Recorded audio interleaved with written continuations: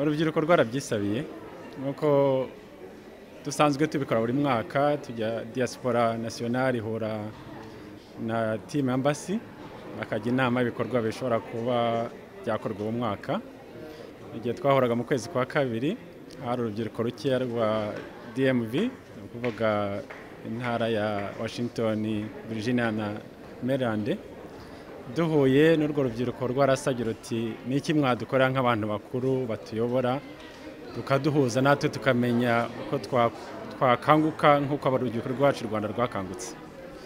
Ubwo tubitekerejeho dusanga nibyo ambasi nayo kubera gukora nayo ubwo butumwa bugeza iwacu Rwanda, twemera ko iki gikorwa twagikora. Dusanga ahantu ho kugikora nta handi haba heza nk'aha, cyane cyane impamvu nuko icyambere nuko hano hari urubyiruko rwinshi, ariko ntabwo ari bo bafite urubyiruko rwinshi cyane. Hari n'urundi rubyiruko rwinshi muri Midwest, ariko nk'uko mugibuka twigeze kugira impanuka yabaye mu mwaka ushize itwara urubyiruko rwinshi cyane, tugasanga aho kuza hano byafasha urwo rubyiruko kwiyubaka narwo rugakomera.